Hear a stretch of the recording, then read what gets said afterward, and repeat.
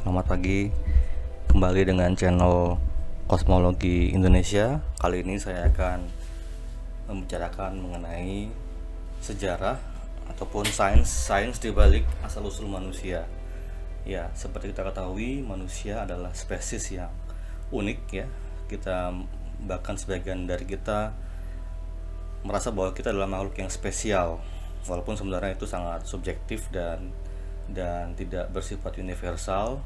Yang lebih tepat adalah kita adalah makhluk yang unik dengan kapasitas tertentu yang membuat kita mampu mengelola bumi ini dan berada di puncak rantai makanan.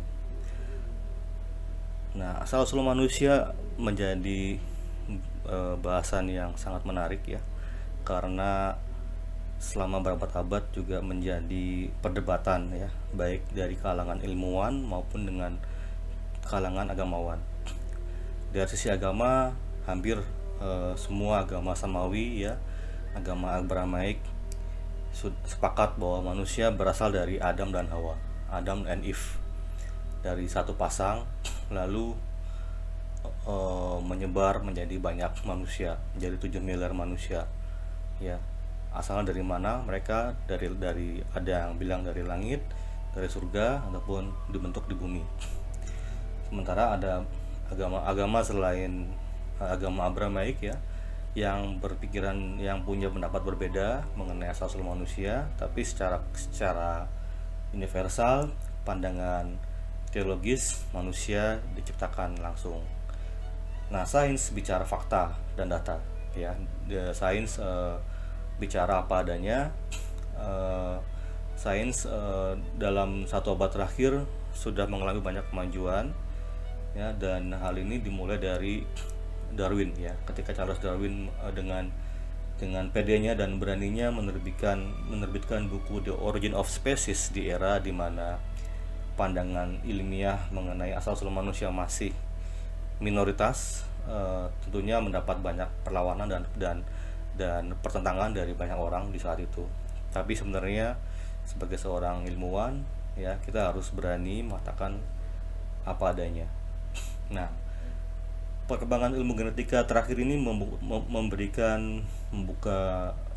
lembaran atau menguak banyak hal ya. Salah satunya adalah kita memiliki gen ya. Setiap makhluk memiliki DNA ya. Di bumi ini setiap makhluk hidup, manusia, hewan, tumbuhan, memiliki unsur dasar kehidupan yang tersusun atas DNA. DNA sendiri itu ternyata memiliki struktur yang sama di semua makhluk hidup ya, terdiri atas empat nukleotida basis: adenin, sitosin, guanin, dan timin.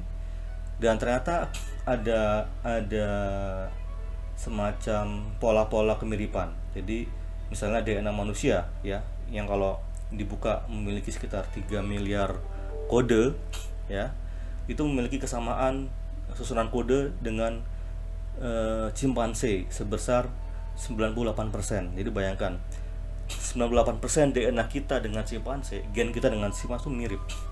Jadi perbedaan yang 2% inilah yang membuat kita bisa mengembangkan kecerdasan kognitif dan bisa berjalan dengan dua kaki, lebih sempurna daripada simpanse. Lalu bicara lagi dengan gorila, kita memiliki kesamaan 96%, dengan gibbon 95%, dengan spesies monyet lainnya 80%, dan terus kita telusuri, ternyata bahkan dengan tumbuhan kita memiliki kesamaan. Dengan pisang kita memiliki kesamaan sampai 50%. Ya kan? Itu apa artinya? Artinya adalah semakin dekat gen kita dengan sebuah makhluk hidup, maka semakin besar kekerabatannya. Ya, semakin besar kekerabatannya, maka artinya kita dan makhluk itu memiliki jalur evolusi yang sama. Dengan kata lain, kita dengan simpanse ya, bukan berarti kita tuh dari simpanse, bukan, tapi kita dan simpanse itu dulunya memiliki nama yang sama di sini ya. Ya, ketika ada satu titik di masa lalu ketika nenek moyang manusia dan simpanse itu menghasilkan keturunan yang berbeda. Jadi perbedaannya gradual, pelan-pelan ya, karena evolusi, karena perbedaan tempat, perbedaan lokasi ya kan. Challenge di situ juga akan membuat spesies akan berubah. Lalu interbreeding itu akan menghasilkan dua spesies yang awalnya mirip, tapi seiring dengan waktu akan mulai besar perbedaannya. Lalu nenek moyang universal kita dengan monyet dunia juga punya nenek moyang yang sama dengan gorila, ya kan, pun juga sama dengan orang hutan. Jadi terus kita akan terus ke belakang, ya kan. Semua primata yang ada di dunia ini dari lemur sampai manusia itu memiliki nenek moyang yang sama. Nah kalau ditelusuri lagi sampai ke jauh ke masa lalu, bahkan primata ini pun akan memiliki nenek moyang yang sama dengan hewan-hewan lain seperti semua mamalia yang ada di darat seperti tiger, ya kan, kucing, rodent, tikus, ya kan, dan terus sampai ke masa lalu semua makhluk hidup itu ternyata memiliki nenek moyang yang sama. Ya, itu artinya bahwa evolusi berjalan secara gradual, ya kan. Manusia tidak ujuk-ujuk datang diciptakan ya langsung jadi, enggak, tapi melalui proses evolusi yang lama, jutaan tahun. Nah, manusia modern, Homo sapiens yang kita sebut sebagai Homo sapiens itu kemungkinan muncul sekitar 200.000 tahun yang lalu. Sementara nenek moyang kita dengan simpanse itu kemungkinan hidup sekitar 6 sampai 7 juta tahun yang lalu. Jadi lama sekali prosesnya. Bayangin, itu jutaan tahun. Sementara kita manusia modern dengan peradabannya baru mengenal tulisan ya sekitar 3.000 tahun terakhir, ya kan. Itu masih sangat singkat. Jadi tidak akan terlihat sekali perbedaannya antara manusia tahun 2020 ya dengan manusia di abad 3000 sebelum Masehi, nggak akan ada bedanya. Berbedanya sangat kecil. Tapi ketika manusia di tahun 2020 kita bandingkan dengan manusia di tahun 200.000 tahun yang lalu, itu mulai tampak perbedaan yang cukup nyata. Ya dari struktur kepala, wajah itu akan nampak berbeda. Nah, bicara kehidupan di muka bumi, para ahli juga memiliki banyak teori ya. Bagaimana sih kehidupan itu muncul di permukaan bumi? Kita lihat bumi kita tuh sudah cukup tua ya, umurnya 4,5 miliar tahun ya, terbentuk bersamaan dengan matahari. Dan selama 4,5 miliar tahun itu, kehidupan bersel banyak yang kita lihat ini termasuk kita, itu baru muncul sekitar 500 juta tahun yang lalu. Jadi bayang dari 4,5 miliar tahun yang lalu, selama 4 miliar itu bumi hanya diisi oleh either belum ada kehidupan maupun kehidupan yang sangat sederhana. Ya, kita lihat di sini bumi terbentuk 4,5 miliar tahun yang lalu. Lalu bulan terbentuk sekian juta tahun setelahnya karena tumbukan oleh planet Theia. Nah, kehidupan pertama diperkirakan muncul sekitar kalau nggak salah ya menurut sekitar 4 tahun yang lalu ada fosil ini kan, tapi masih sangat sederhana, sel tunggal, belum multiseluler. Dan selama miliaran tahun kehidupan itu berbentuk multisel. Berbentuk sel tunggal, bukan multisel seperti yang kita kenal. Jadi bayangkan miliaran tahun, butuh waktu miliaran tahun untuk kehidupan berevolusi menjadi multiselular. Ya. Nah, sebelum kita mulai ke bahasan evolusi, saya akan memberikan sedikit overview mengenai apa sih sel-sel kehidupan itu, apa sih penyusunnya, apa sih building block kehidupan itu ya. Jadi kalau kita lihat tubuh kita ini tersusun atas sel, dan setiap sel itu memiliki fungsi masing-masing. Dan setiap sel itu kalau kita zoom in lagi ya, itu sebenarnya memiliki 4 penyusun dasar kehidupan, yaitu yang kita sebut sebagai DNA, ini sebelah paling kanan ya, kita sebut sebagai nukleobase. Lalu karbohidrat ini berfungsi sebagai pengantar energi ya, untuk memberikan energi kita. Lalu fatty acid ini berfungsi sebagai dinding sel. Lalu amino acid ini adalah protein yang dibutuhkan untuk melakukan metabolisme kehidupan, seperti menangkap oksigen ya kan dari yang ada di sel darah merah, atau membuat antibodi, membuat berbagai bentuk protein yang membuat diri kita tampak seperti yang kita lihat. Ada protein untuk bikin mata biru, ada protein untuk bikin rambut kriwil ya kan, atau kulit hitam, itu dari sini amino acid. Nah, sementara amino acid adalah sebenarnya dia adalah produk dari translasi kode-kode genetika kehidupan. Jadi semua yang ada di tubuh kita ini yang kita lihat secara fenotip maupun genotip itu terkode di dalam DNA kita, yang nantinya akan ditranslasi oleh RNA menjadi asam amino, menjadi protein. Nah, kita kembali membahas DNA. Ini memiliki 4 komponen dasar, yaitu 4 huruf. Jadi kalau kita bisa dibilang DNA sebenarnya susunan daripada 4 huruf yang kalau kita lihat ya, kalau kita urutkan akan membentuk sebuah pola-pola pola-pola gen. Tapi sebenarnya hanya ada 4 huruf, yaitu adenin, guanin, timin, dan sitosin. Nah, adenin akan selalu berpasangan dengan timin. Jadi nanti solusinya adalah double helix ya. Kalau kita buka inti sel itu nanti ada untayan panjang DNA yang tergulung ke dalam 46 kromosom. Kalau kita buka lagi itu adalah sebenarnya untayan double helix ya, di mana masing-masing ini akan terhubung oleh pasangan nukleobase pair. Jadi A akan dengan T, T dengan A, G dengan C, C dengan G, tidak akan ada berubah. Ini akan selalu sama ya. Ketika ada perubahan yang tidak sesuai dengan aturan akan diperbaiki oleh mekanisme perbaikan. Jadi manusia memiliki 23 pasang kromosom ya, atau 46 kromosom, sementara monyet memiliki 48 kromosom. Jadi kita hanya punya perbedaan satu pasang kromosom dengan monyet. Nah, kromosom yang paling akhir ini adalah kromosom kelamin, XY ataupun XX. Kalau pria bentuknya XY, kalau wanita XX ya, tergantung. Kalau Anda pria maka yang nomor 23 akan berbentuk XY, yang nomor 2 kalau wanita adalah akan berbentuk XX. Oke.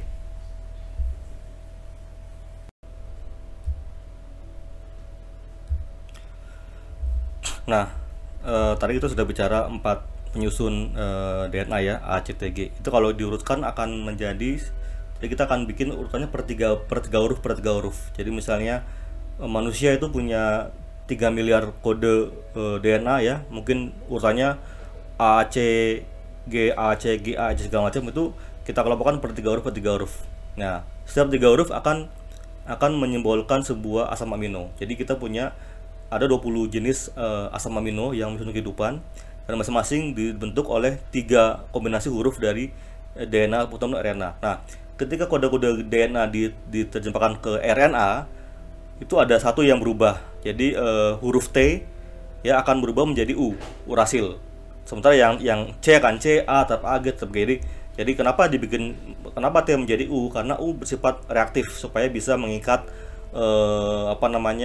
building block amino acid yang ada di sekitar sel untuk dibentuk. Jadi ketika sel ingin membentuk sebuah protein ya, maka sel akan menginstruksikan DNA ya ini untuk dibuka ya, helixnya pada tempat tertentu yang mengandung kode-kode protein yang dibutuhkan. Lalu datanglah enzim yang akan mengcopy urutan gen itu ke dalam satu baris RNA. Jadi kalau DNA itu double helix, maka RNA adalah single strand. Jadi yang dicopy hanyalah gen-gen yang memang dibutuhkan untuk membentuk protein itu, bukan seluruhnya. Nah, nanti untayan RNA ini yang mengandung kode-kode daripada asam amino yang dibutuhkan akan keluar dari inti sel menuju ribosom. Dan di ribosom ya, sini ada gambar yang paling kanan ya. RNA kita sebut sebagai mRNA atau messenger RNA yang membawa pesan-pesan kode genetik akan diterjemahkan oleh ribosom menjadi rangkaian protein yang dibutuhkan. Nah, sebenarnya protein itu adalah susunan daripada asam amino pada kombinasi yang tertentu. Jadi ada 20 jenis asam amino. Kadang nggak semuanya menyusun sebuah protein, tergantung protein apa. Misalnya protein X dia butuh asam amino A, B, C, D dan seterusnya. Lalu protein B ya membutuhkan asam amino dengan susunan yang berbeda dengan yang susunan asam amino yang A. Nah, nanti kode-kode RNA ini ya akan diterjemahkan oleh ribosom ya. Ribosom akan membaca per 3 huruf. Ketika dia baca hurufnya UU, maka dia akan bilang wah ini berarti asam amino PHE. Maka dia akan meminta tRNA ataupun transfer RNA untuk mengambil asam amino PHE yang ada di inti sel. Disusunlah di sini. Lalu dia akan membaca 3 huruf kemudian berikutnya dibaca COU misalnya. Oke, ini butuh asam amino LEU kodenya. Maka nanti tRNA akan mencari asam amino LEU, dibawa ke ribosom dan akan dirangkai oleh ribosom. Nanti setelah setelah menjadi untaian panjang asam amino, ya, awalnya dia berbentuk linier, setelah lepas dari ribosom dia akan membentuk struktur tiga dimensi. Nah, jadi fungsi protein itu sebenarnya bukan hanya ditentukan oleh susunan asam aminonya, tapi juga konfigurasi tiga dimensi daripada bentuk geometri rantai asam aminonya. Ada yang dengan geometri yang berbeda akan memberikan fungsi yang berbeda terhadap protein tersebut. Nah, lalu dari mana datangnya asam amino yang ada di dalam sel ini? Dari makanan. Nah, itulah kita sebabnya perlu makan protein hewan dan tumbuhan secara seimbang, karena kita butuh 20 asam amino ini. Kalau kita hanya makan tumbuhan aja, kita mungkin akan kekurangan berapa asam amino gitu loh. Tapi kalau kita makan hewan dan tumbuhan secara seimbang, kita akan bisa mendapatkan semua asam amino yang dibutuhkan gitu. Jadi asam amino didapat dari protein ya, bukan dari karbohidrat. Jadi kalau cuma makan roti ataupun gandum doang, ya kamu tidak akan punya asam amino. Sel kamu akan tidak bisa berkembang dengan optimal, karena sel itu butuh selalu membelah diri, ya kan, selalu membuat protein. Itu perlu membuat antibodi itu dari asam amino. Kalau cuma makan gandum doang atau roti, ya kamu akan memiliki asam amino defisiensi gitu. Oke. Nah, sebenarnya kan tadi sudah sangat dibahas bahwa kehidupan terdiri atas susunan daripada DNA, ya kan, asam amino, lalu fatty acid dan karbohidrat. Nah, kita lihat bahwa susunan DNA sangat rumit ya. Dia juga sangat makromolekul yang besar, dan kecil kemungkinannya atau mungkin hampir nol bahwa DNA terbentuk tiba-tiba dari atom-atom yang ada di bumi purba. Hampir tidak mungkin DNA langsung muncul dari lautan senyawa-senyawa prebiotik. Maka lalu bagaimana dengan protein? Sama. Jadi mana yang muncul duluan, DNA atau protein? Karena protein pasti butuh DNA untuk dibentuk, sementara DNA juga terdiri atas protein gitu kan. Butuh protein untuk DNA, karena butuh enzim, ya kan, untuk membuat DNA beroperasi. Sementara protein itu adalah pembentuk enzim. Mana yang muncul duluan, DNA atau protein? Ini adalah semacam pertanyaan, mana yang muncul, ayam atau telur, ya kan. Nah, para ahli akhirnya memiliki kesimpulan bahwa yang duluan muncul mungkin RNA.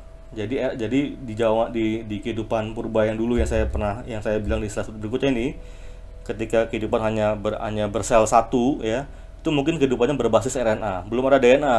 Jadi hanya memiliki RNA sebagai kode genetik mereka.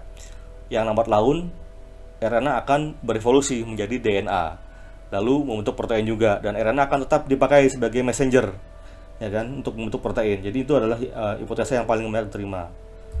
Ya, ini masih hipotesa, belum bisa dibuktikan secara beyond secara gamblang ya, tapi itu adalah hipotesa yang paling memungkinkan sampai saat ini. Nah, tahun 52 Miller-Urey pernah melakukan eksperimen. Mungkin nggak sih asam amino itu muncul dengan sendirinya? Ternyata mungkin, ya kan, dengan melakukan percobaan yang sederhana, ya, dia membuat suatu sistem yang mereplikasi bumi purba, ya kan, diberikan gas Na3CO4, lalu diberikan sparks untuk mensimulasikan petir, dan tekanan untuk mensimulasikan tekanan atmosfer. Setelah didiamkan, tiba-tiba terbentuklah 11 asam amino dari 20 asam amino. Jadi asam amino bisa terbentuk dengan sendirinya gitu loh, ya. Tapi untuk merangkai asam amino tadi menjadi rangkaian protein itu susah. Kalau terbentuk dengan sendirinya itu perlu lompatan evolusi, perlu ada RNA dulu terbentuk, ya kan, jadi nggak bisa langsung terbentuk seperti itu. Nah, tahun 61 ternyata tahun 61 ada percobaan lagi oleh Joan Oro. Ternyata dengan konsep yang sama bisa menghasilkan nukleotida base, jadi bisa menghasilkan adenin, ya kan, yang tadi saya sebut sebagai bagian dari 4 unsur tadi bisa muncul juga dengan sendirinya, ya kan. Jadi memang kehidupan itu memang bisa muncul dengan sendirinya ketika kondisi yang tepat terjadi, ya kan. Nah, kita akan skip ini. Oke. Nah, ini adalah pohon evolusi kehidupan. Jadi kalau tadi di awal saya bicara mengenai evolusi manusia berarti sampai pada nenek moyang primata, maka sekarang kita bicara keseluruhan secara makhluk hidup. Jadi setiap makhluk hidup ya, itu kalau diturut ke masa lalu terus sampai ke ujung ya, baik itu kingdom animal, kingdom tumbuh-tumbuhan, plants, fungi, lalu ada lagi archaea, lalu bakteria, itu semuanya memiliki namanya berasal dari sebuah last universal common ancestor, Luka, yang mana hidup miliaran tahun di masa lalu dan mungkin hanya berbentuk sebagai sel tunggal RNA.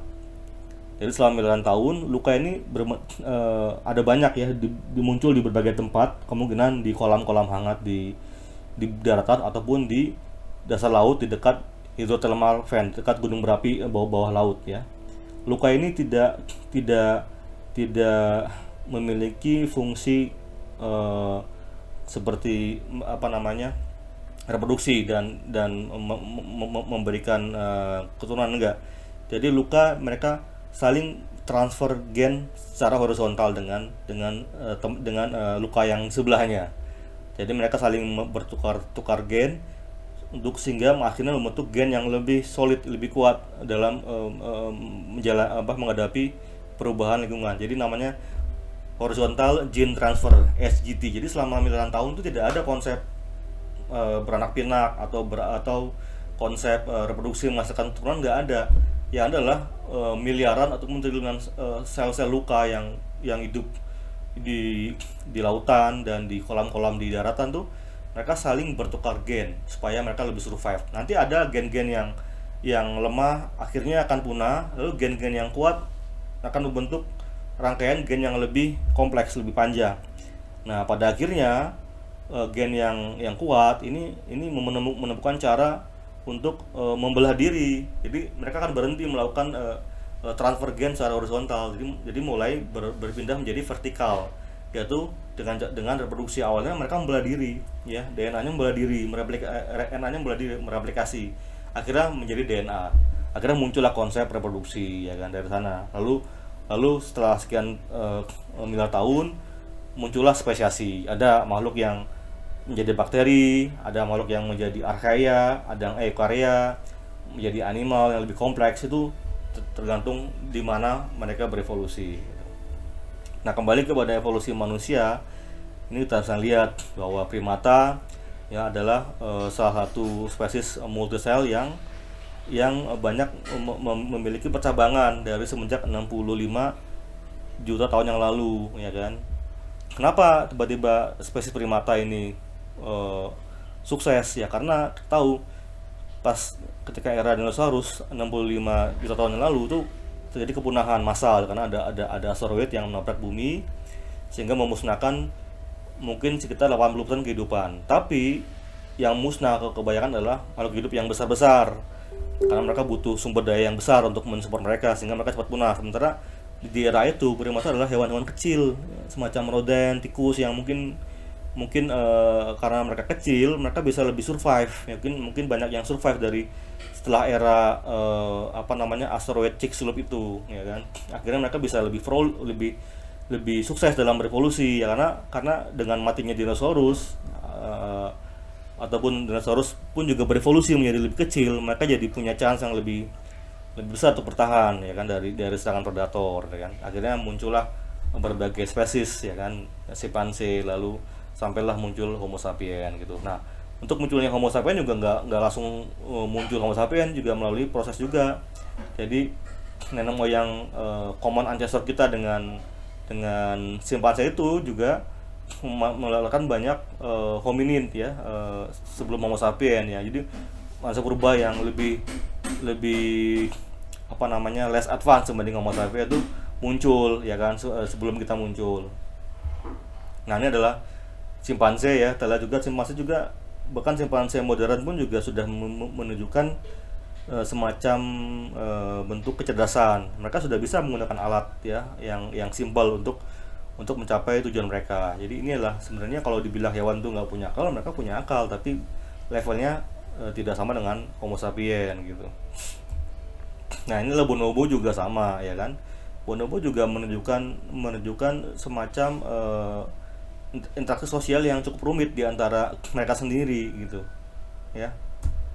Nah, kita kembali ke evolusi manusia. Jadi setelah nenek moyang kita dengan kera itu terpisah, manusia ras manusia itu diawali dengan namanya Ardipithecus ramidus. Ya, ini sekitar 4,5 million years ago. Lalu muncul lagi ya spesies percabangan lagi menjadi Australopithecus afarensis dan Australopithecus boisei, lalu ada Africanus robustus. Ini semua adalah manusia purba yang mungkin secara volume otak masih sangat kecil.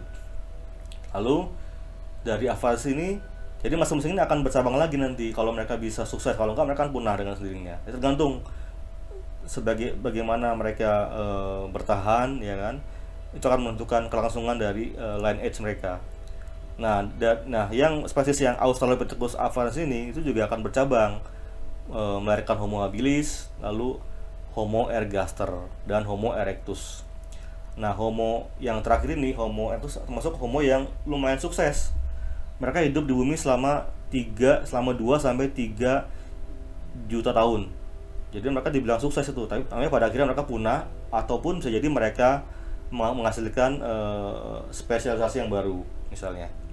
Nah, Homo ergaster inilah yang merupakan cikal bakal melahirkan percabangan Homo sapien, Homo heidelbergensis, dan Homo neanderthalan. Jadi kita dengan Homo neanderthal, Homo heidelbergensis, dan mungkin ada lagi kita yang nggak bisa sebutkan, Homo denisovan, Homo floresiensis, itu adalah sepupuan.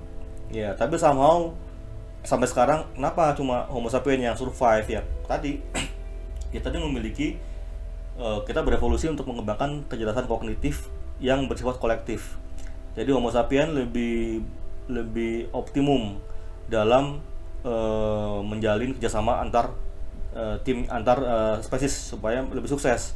Sementara Homo neanderthal cenderung hanya membentuk kelompok-kelompok kecil, tidak besar. Kalau Homo sapien bisa membesar kelompoknya, bisa sampai ribuan Homo sapien bisa dalam satu grup, sehingga mereka bisa lebih sukses melawan dalam bersaing mencari sumber daya makanan gitu kan. Malah ada sebuah hipotesa yang mengatakan ketika Homo sapien bermigrasi dari Afrika ke Eropa pada gelombang pertama, mereka akan bertemu dengan Homo neanderthal ini dan terjadi konflik di sana, rebutan lahan, rebutan makanan.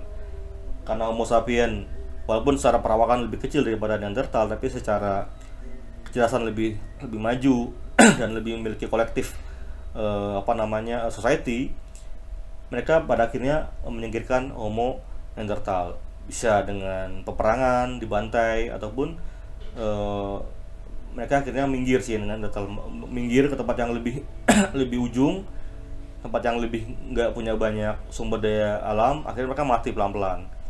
Tapi mungkin ada juga hipotesa lain, ketika ada sebagian kecil dari Homo sapien dan Neanderthal itu bisa saling kawin silang.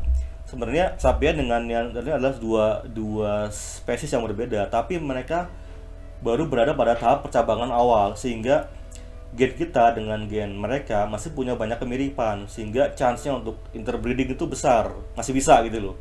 Buktinya adalah sebagian besar manusia modern, ya kan, baik manusia Eropa, Amerika, maupun sebagian Asia itu memiliki 4%, 2-4% gen Neanderthal. Artinya apa? Artinya di masa lalu kita ini adalah hasil dari interbreeding antara dua subspesies ini di masa lalu, yang sukses menghasilkan keturunan sampai sekarang. Nah, ini adalah rekonstruksi kira-kira wajah dari Australopithecus afarensis yang kita sebut tadi di awal ya, sebagai nenek moyang semua hominid ya yang muncul. Ini dari rekonstruksi dari fosilnya ya. Kalau mukanya sendiri kita nggak mungkin sampai sekarang awet, tapi ini sekarang teknologi CGI dari data fosil yang ada yang ditemukan bisa merekonstruksi kira-kira bagaimana bentuk mukanya. Oke. Dan ini adalah juga rekonstruksi muka dari Homo ergaster yang tadi saya sebut di sini ya, yang melahirkan percabangan Sapien, Heidelberg, dan Neanderthal.